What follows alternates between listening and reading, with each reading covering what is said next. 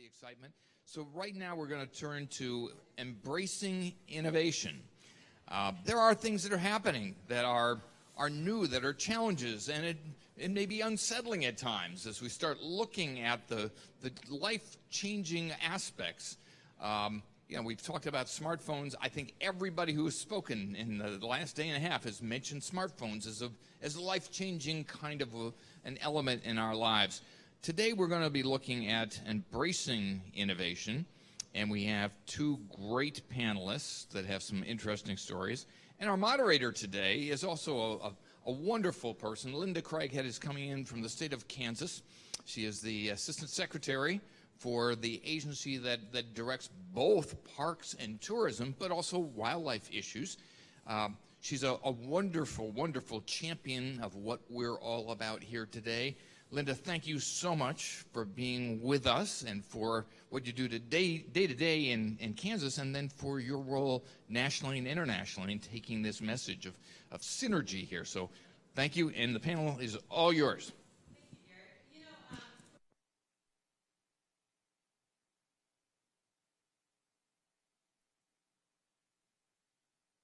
Okay, better? There we go. When we talk about embracing innovation, those are really kind of awkward terminologies, because embracing innovation means embracing change. And how many of us like change? I mean, we have recently had the change of administration, we've had change in leadership, we've had change in how we are asked to operate our businesses. And, to think about running up and giving change a great big hug is a really awkward thing to consider. But today we have with us panelists that are going to help us understand what change can really do for the way we operate our parks and our public lands. And with us today, we have Tim Rout, who is the CEO of AccessParks. And you talk about innovation and things that he has going on. Wait till you hear from him. And also Estee, who is with an NGO. And she's going to talk to us a little bit about how an NGO or a nonprofit organization can help us do the job that we do best. And then we're going to circle back around and we're going to talk a little bit about some of the things that we have seen with Kansas State Parks over the last few years. So with that in mind, I'm going to turn it right over to Tim. All right. Thanks, Linda. Appreciate the introduction. And thanks to Derek and the ARC for putting us all together. It's always a pleasure and an honor to be around all of these people. Just amazing conversations every year. So thanks, Derek. So again, Tim Rout with AccessParks. I'll talk a little bit about my background, my team's background, as well as our vision for the future of public lands and technology in the parks, specifically focused on telecommunications and broadband. So my background is almost 20 years in technology and startups, going back to Silicon Valley in the mid-90s. But in 2008, we discovered that there were a lot of opportunities for bringing broadband service to federal facilities and public lands, starting with places like the FBI Academy, Department of Homeland Security, training academies, and then moving on to doing military bases. So our team identified a problem in that space where there were two problems, actually. One was nobody wanted to spend appropriated dollars, taxpayer dollars, on Wi-Fi and broadband internet service in remote locations. And the second was that the technology that they had available was very limited. It was usually satellite or DSL, which are horrible technologies, really, for bringing broadband. And mostly in these rural and remote areas. So we sort of pioneered the public-private partnerships in that area, used our own funding, no expense to the government, to bring broadband for a fee, a small fee, to troops and sailors and airmen across the Marine Corps, the Army, and the Air Force. So we ended up doing all of the Wi-Fi for the military bases worldwide for those three military branches. And that system is still in operation today. And we did it using unique technologies with microwave point-to-point links, bringing fiber optic speeds, 100, 150 miles away from where fiber optic was located. So there was no site that we couldn't serve and bring this kind of service to.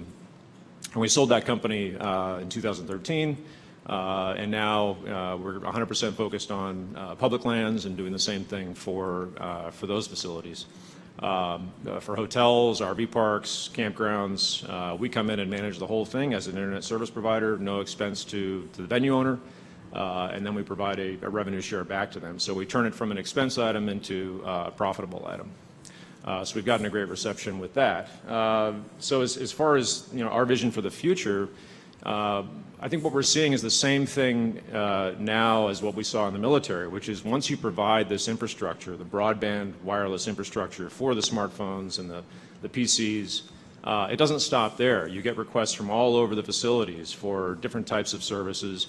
And so our vision for the parks is really along the lines of what's happening in the private sector with smart cities and the innovation that's happening there. It's expected to be a $1.5 trillion market in the next 10 years, smart cities. So you've got smart sensors, telecommunications, the ability to tell when a waste bin is full remotely. I mean, just ridiculous applications once you've got this this infrastructure in place. And so we're looking forward to exploring new ways to do that across the public lands. And we just launched our first national park today, Lake Mead National Recreation Area. Just got back from there yesterday. So in remote areas of the lake where they didn't even have cell service, we're delivering 25 to 100 megabits per second of download speed, 100 miles away from the nearest fiber connection. So we're very proud of that and looking forward to moving on to other areas. So. Thank you. Great, thank you. So again, I'm Estee Rivera Murdock. I have been in my current position as the executive director of the Rocky Mountain Conservancy for about 6 weeks. So I'm going to bring you my storied history and learnings from those 6 weeks, talking about innovation. But I did, prior to my current job, I've actually worked in partnerships for the federal government Park Service specifically for almost the last decade. So it's very interesting, and this is a great opportunity to come back to DC after several years here and sit on the partner side of the partnerships table. I think everyone here is obviously amenable to innovation. Nobody's saying, hey, let's keep doing business as usual. But I want to talk a little bit about the process of innovation. Derek, thank you for inviting me here. You keep mentioning what are the calls to action? And so I guess the question for me is what can we all do as partners together for federal lands to foster innovation? And one of those, I've had conversations with a number of folks over the last few days, coffees and receptions last night, talking about risk aversion. So yesterday I was really inspired by the presentation on creek snorkeling. I'm a native Arizonan, so that was all very weird to me to think of sticking your head in the water. And I was the person that was asking the questions about permits and bureaucracy. Is one of these kids going to step on an endangered fish and kill it or get E. coli? So thinking about it from that perspective, but I feel like we tend to be very risk averse as partners in a lot of cases, and I'm talking about this also from a funding perception. So now that I'm starting to write grants to some of our corporate partners, some of our other NGO partners, and also funding grants from the agency, we've had this huge focus on data, and you tend to write a project that you know is going to be successful. And I feel like that's what we're all focusing on. And if a project isn't successful, well, someone's going to get thrown under the bus, is sort of how I feel like it's working. So I guess my call to action would be that we embrace innovation and risk in a lot of cases. I think with some of the funding opportunities out there, I think it would be great if we could all figure out how can we work together to embrace these risks and acknowledge that, if we did creek snorkeling in Rocky Mountain National Park, that might be a terrible failure. Kids may freeze. But that we should be open to taking those sorts of risks and experimenting with those sorts of things and thinking about how that affects all of us.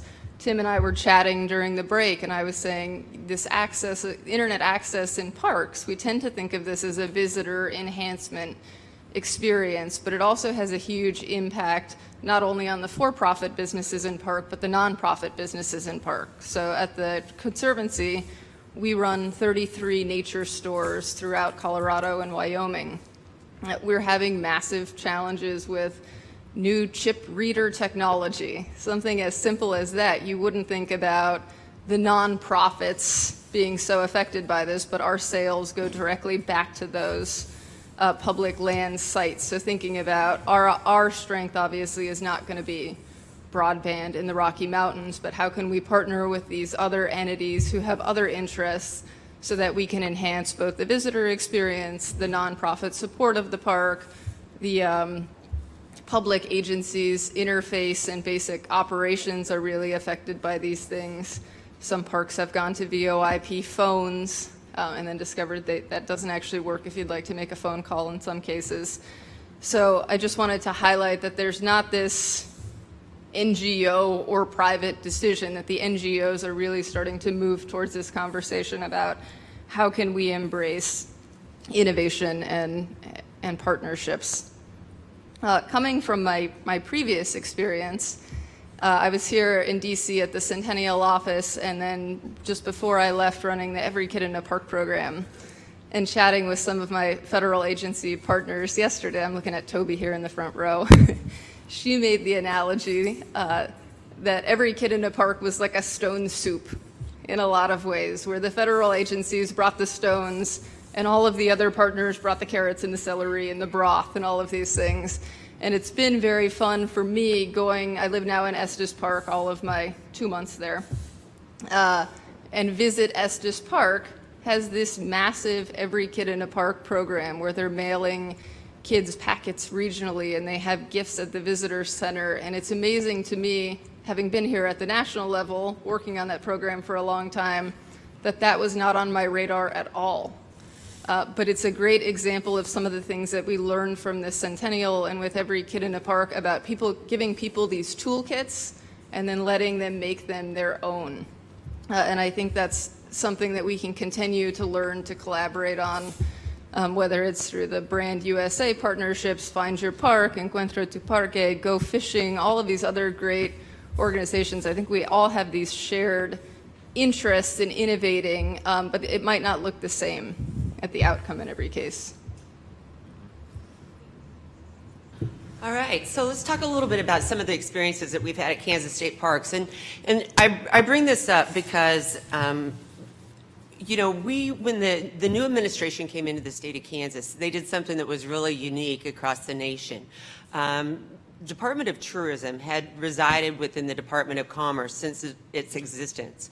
And what our new administration said is that, you know, tourism is about marketing our state and the great things that we have to offer in our state. And some of the great things that we have to offer in our state are our outdoor natural resources, our hunting and fishing opportunities, and our state parks, and all of those assets. So we're going to take the Department of Tourism out of Commerce, and we're going to align it with the Department of Wildlife and Parks. Now, let me tell you first and foremost, we had to learn the same language. You know, I came in from the outside, I came in from the private sector, but, you know, the language that the folks in tourism talked was totally different than the language that our natural resource people talk. And the thought of marketing our natural resources, oh my God, you know, that just didn't come comfortably to everybody. So once we were brought together and we started melding together, the group began to learn a lot from each other. And, you know, one of the things that we learned from a state park perspective is that we had to begin to look at numbers that traditional tourism and marketing people have done. And I want to tell you a little bit about why. Because when I came in, the state park system in the state of Kansas didn't have enough money on its own to make the next payroll. And you think about your agency, if you were asked to do what you had to do every day on your own, could you do it? And obviously the answer was no. We got to rely significantly on state support or federal state general fund support. And you know, we knew that times were changing, that things were changing, that people were going to be doing things and expecting different things to happen, different results. So we knew that if we continued to do things the same way, we were never going to get those different results. And as a matter of fact, we're probably going to have to take a look at shutting down some of our parks, and if not our parks as a whole, shutting down some of the infrastructure into our parks. And so we put the challenge out there to the team, at State Park team, and said, guys, what are we going to do different? And they looked at us like, you've got to be crazy. This is an inalienable right. Everybody has the right for outdoor public recreation, and the state has a responsibility to provide it. Nobody challenged that from that perspective. However, when we knew the new administration, what some of the expectations were, we said we are going to do things differently. How are we going to do those things differently? So we took the talents from the tourism team and the hotel industry and said, what are you guys doing? How do you run your business? How do you make it effective? And so one of the things that the state park team learned is that they had to look at occupancy rates. They had to look at, are they actually, if you go into a hotel today, or if you go into one of our desirable areas, it's kind of an off day, but if you come to Washington, D.C. on 4th of July or Cherry Blossom Festival, do you think the hotel rates are the same today as what they are during Cherry Blossom Festival timeframe? Probably not. Why? Because the demand for the product is so much significantly higher. So they're going to charge more. That's just the way of the nature of the business. And so one of the things that we started to do at our state parks is to take a look at, can that same dynamic pricing work? Are we charging a reasonable rate? Are we maximizing the potential revenue that we are generating, and are we offering the things that are going to bring revenue into the state parks? And even beyond that, are some of the things that we offer things that we ought to be offering? Because maybe we aren't the expert at providing the infrastructure for internet technology, or maybe we are not the best at providing the retail store opportunities within our systems. And for our team, for our state park team, that was really uncomfortable, because that's not the way they'd always done business. But the really cool thing, and it's a good business, one of the things that I challenged them to do is to say, let's try to get 6 months of operation in the bank, because a good business is going to try to have 12 months of operation in the bank in case they have something go crazy. And they all looked at me and they said, Linda, if we do that, they're going to take it all away. They're going to take it. That's just what they do in the legislature. You don't understand.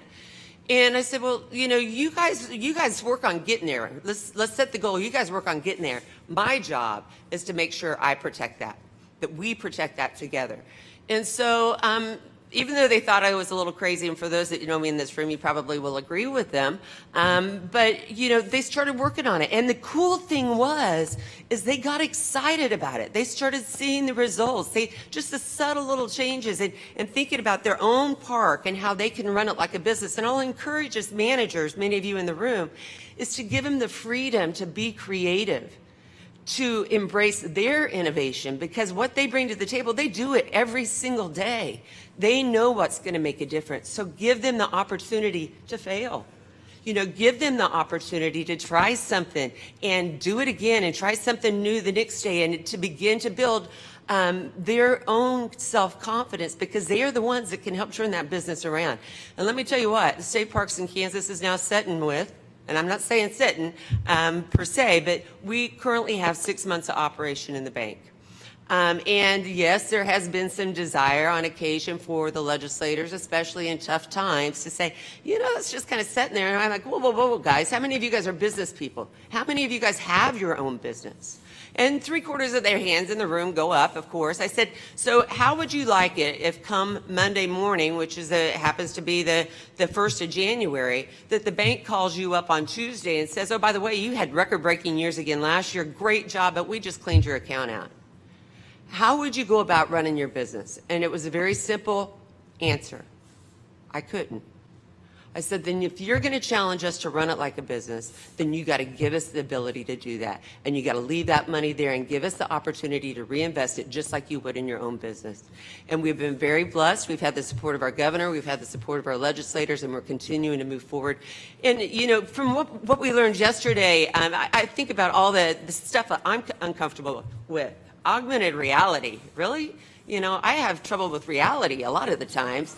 So the thought of implementing augmented reality, but I'm thinking, me and my kids love to game. They're big gamers, so we got to do that. And the possibility of contracting out with a private park operator, oh my gosh, I can only imagine the discomfort that not only that is going to could potentially create within our own staff, but even me.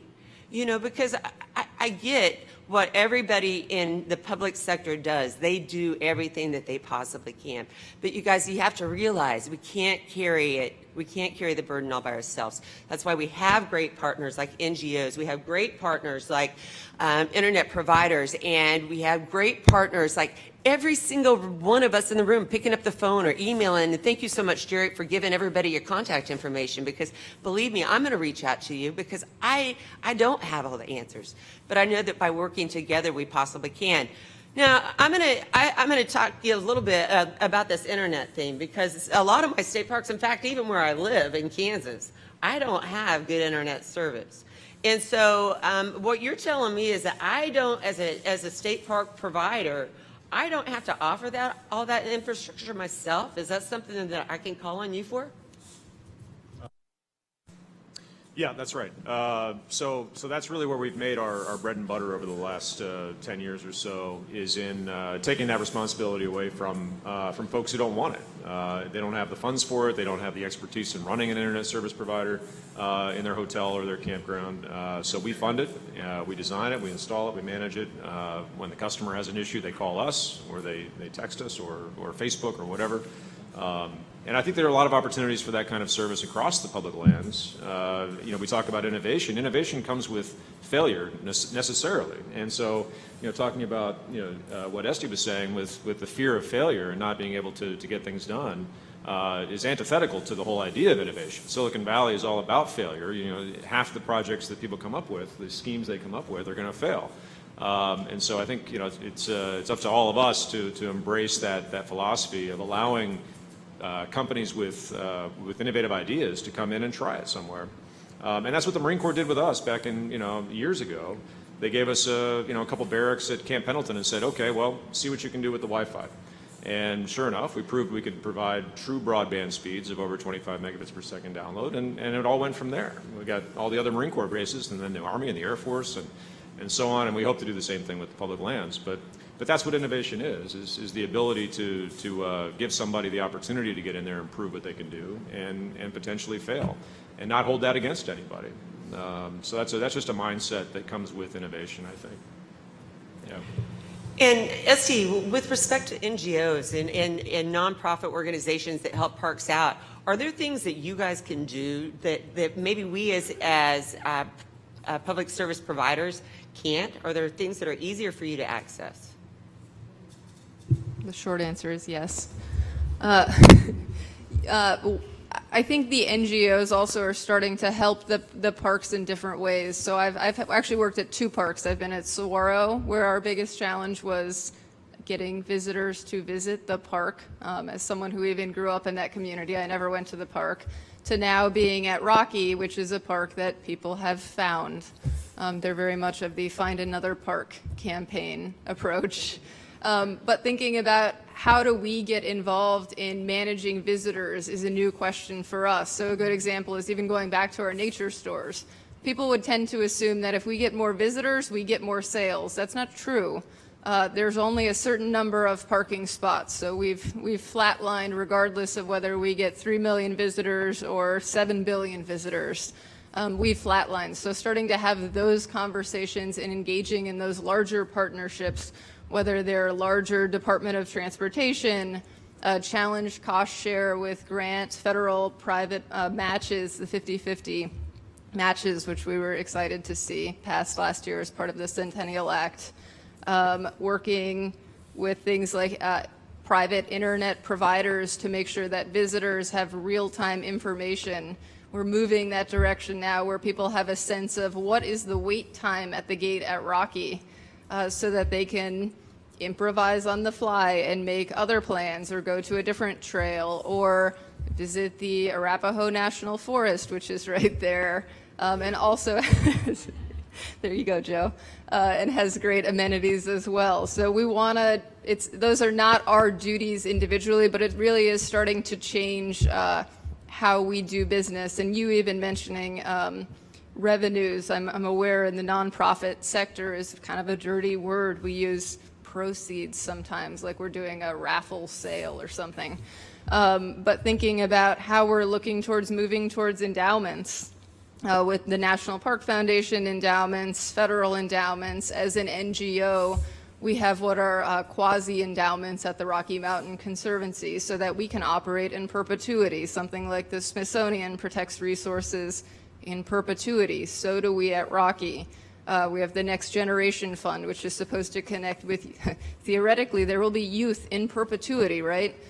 So that fund should go on forever. So thinking about just how we change those business models and moving towards these endowment structures is kind of an uncomfortable place when you start thinking about a nonprofit organization, but thinking outside of the box in those ways. Yeah, and I think, along those lines, what you're talking about, for example, parking. It's a perfect example of how information access and specifically broadband of the kind that AccessParks provides can be an enabler of improved visitor experience and improved potentially revenue from to NGOs and so on. So I was hearing about the parking problem at Yosemite. I've experienced it myself, as many of us have, right? So imagine, in the future where parking is not free. There's potential for having to charge for parking, and what you were saying, Linda, as far as charging dynamic pricing depending on the demand, right? And that's a natural, business concept that comes from the business world. When you make it free, there's going to be a shortage. But when you have internet access and wireless access in the park, you can put in, pay meters where you park your car and you do the same thing you do in a busy downtown area. You have to pay, and you go put the little slip on your dash. And those are the kinds of applications that are possible when you have that connectivity. At the moment, you wouldn't be able to do that in Yosemite Valley because it doesn't exist. That wireless connectivity doesn't exist. So, those are ideas that lots of people have had and maybe haven't been able to implement because they haven't had the connectivity yet. And I love the idea of being able to say, okay, have an app and say, okay, well, here's the traffic flow through the park today, and here's where all the parking is full, and here's where the parking is not full, and where less people are going, and the ability to track people even throughout the park and say, okay, once they come through the gate, where do they go? First of all, who are they? How many people are in their car? What's their ethnicity, their demographic? What other parks have they visited? Being able to show a heat map in real time that shows once people come through the front gate, where do they go? Do they go immediately to Yosemite Valley, or do they go off into the backcountry? And then how do you engage with those people in the future? These are also business concepts that are in vogue in the business community today, is big data and knowing your customer and being able to engage with them once they've come and left. And today when I go through the park, I pay my $20 to get in. Park Service has no idea who I was. And they have no way to follow up with me at all to say, okay, well, we noticed you liked Yosemite. We have a new campground over in this other park that nobody else is using. We'd love for you to go visit that. And these are concepts that are prevalent everywhere else. And I think soon they will be in public lands as well. And they'll help a lot with the congestion, just basically providing information to people. Yeah. I think one of the best things about this event today and yesterday is the fact that we have the opportunity to step outside our comfort zone and meet people that we don't know, and ask them what they do and find out what some of the exciting things are that they are accomplishing. Because a lot of times it doesn't have to mean that one speaks Spanish and one speaks English and we can't communicate. Many times it's just that I'm a biologist and I don't know how to talk to somebody who does marketing because that's just like a totally foreign language to me. And the thing is that by working together and meeting in opportunities like this, and thanks again, Derek, for bringing us all together, you have an opportunity to meet people like Todd Davidson, who does a phenomenal job marketing the state of Oregon, and learn from his expertise. And I can tell you that when you talk to him, he will do his very best to put it in language that everybody in here can understand. But at the same time, his level of expertise and his knowledge are so much more vast than what a 30-second conversation can do. But I can tell you this, folks, expectations of our nation's leaders are changing. And the way we do our business is going to demand that we think about our business totally differently. And it's going to hurt sometimes, and it's going to really make us kind of nauseous sometimes. But at the same time, what you're going to find is it's going to be really exciting, and it can create some real opportunities for you that you didn't even know existed. And in the end, the team as a whole, whether you're on tourism or Bureau of Land Management or Bureau of Reclamation or Corps of Engineers or a state park, together we can be successful. The thing is that we got to be able to pick each other up off the ground every once in a while. And because the wind's been knocked out of us, because we don't know how we're going to make things happen, and look at that list of names and say, oh my gosh, I need your help. I got to figure out something really innovative, and and embrace that just like a kid. Be excited about it. Things are going to get kind of crazy on occasion, but by working together we can. So I think we have just a few minutes, and I know everybody's getting really hungry, but I'm sure everybody has some questions for these two over here with respect to what they do. Joe. Start with Joe. Outstanding panel, outstanding panel. I need to just a couple quick takeaways in case any of you can kind of address these two insights. Working with the state legislature there in Kansas, how do we bring you to Congress? And then in the smart parks, smart forests, smart public lands, I just want to know where we sign up, how we do it. I've got a 193 million acre campground for us to get Wi-Fi to. Well, I have to say, I'd be honored to come and promote what you guys do every day, anytime. I will say that Derek and team had asked our state park director, Linda Lannerman, who is just a phenomenal person as well that works on the team, to come and testify, and did so just not too long ago, a few weeks ago, and was very well received by the federal legislature. So we are all about you because you are our partners. The customer doesn't know the difference as to who they are talking to or where they are going. They don't understand the difference between necessarily a national park, a core park, a BLM park, or state park. And so we have to remember that we're not on different teams. We are all together. So anything that we can do to help support you, we're here to help you do it. All right, and on the other question, Joe, yeah, we're here to support you as well. And my email is in the handout, I believe.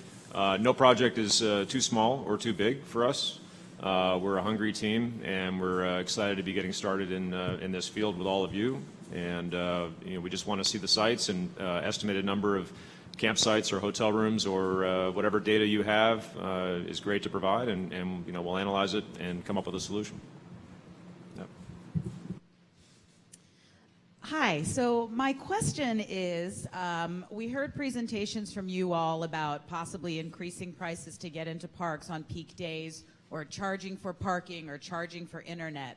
And in my mind, that runs counter to providing access for all Americans. There are plenty of Americans in this country that can't afford to pay for those things, and they come to the public lands because it's an affordable way to provide entertainment for a family that doesn't have a lot of money. So I wonder what the safety nets are for the Americans that can't afford to be paying for all of these new commodities that we traditionally have reserved as free for all Americans. So explain a little bit how you're thinking about reserving access, not just for those that have money to pay for it. Right. That's if you don't mind, I can take that one.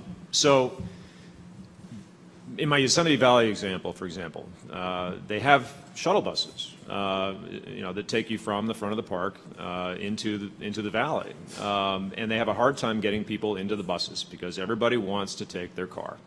And sometimes they've got two people in the car, and they've got a family that has two cars and two people in the car because they want to put so much stuff in the back.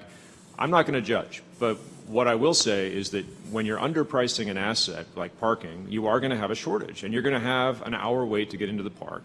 Is that a better user experience, or is it better to give people the option of taking the shuttle or incentivizing them in ways that you want to incentivize them? Whatever you want to discourage, you have to increase the price of.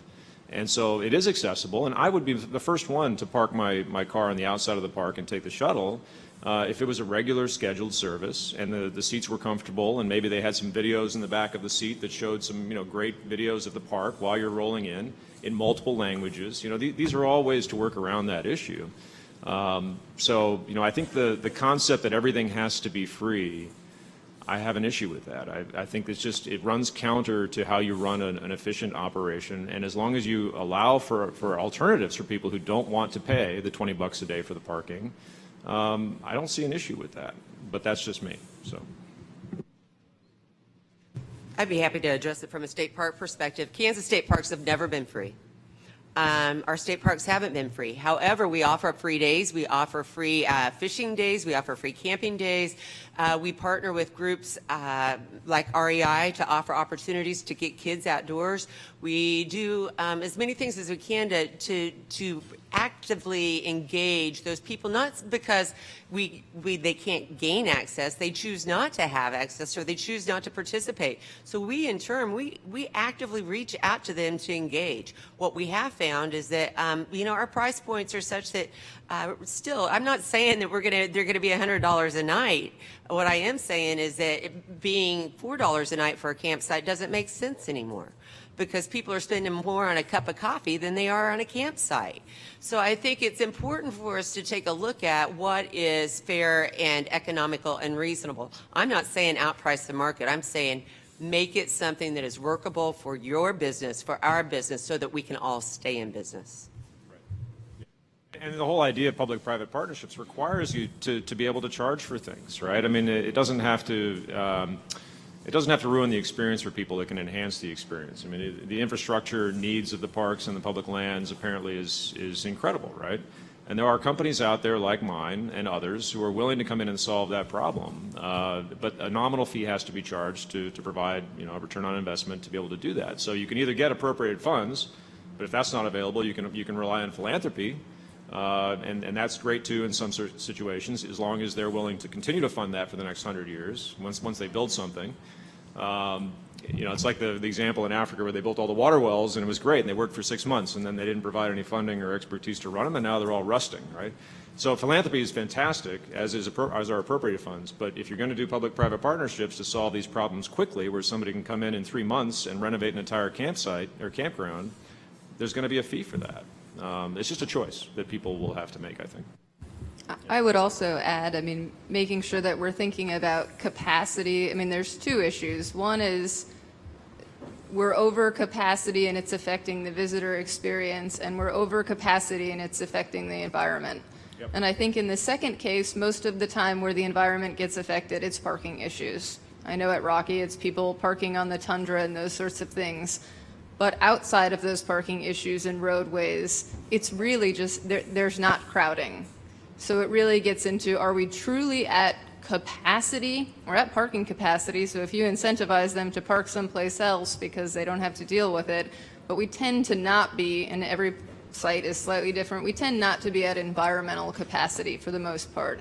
Most parks have backcountry open spaces. If you go on the trail, I was at Yellowstone last year and did a little trail 10 minutes away from Old Faithful and saw about 8 people in the entire time I was there. So you have a very congested visitor experience in the main corridors, but to mischaracterize that and say that there's this huge environmental impact, I think is not necessarily true in a lot of cases. Absolutely. And just a quick follow-up to that. Yosemite, for example, my wife and I went to Yosemite last year. The valley was packed.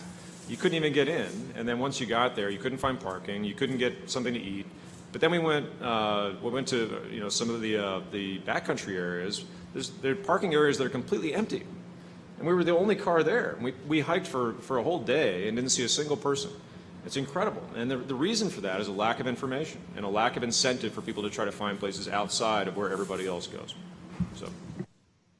Well, Linda, methinks that we hear.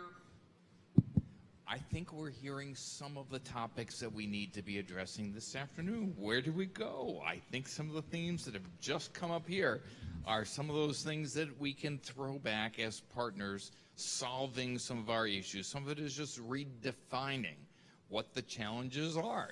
We can all focus if we agree. Is the problem parking? Well, that's a fairly solvable problem. If we look at the backlog, how do we define that? As Jim Kaysen asked, in a way that makes it relevant. For me, it's idiocy that we look at the Park Service appropriations to rebuild Memorial Bridge here in Washington, D.C. It makes no sense to me that $400 million comes out of the Park Service budget to do that. There's no gas tax paid by the cars and the buses that go across Memorial Bridge that goes into the Park Service budget. So why don't we look to D.C., Virginia, and others to use the Highway Trust Fund to do those things. That's where we have to be this afternoon. We have to be thinking about how do we solve problems. Okay, ladies and gentlemen, would you do me the honor of thanking this panel?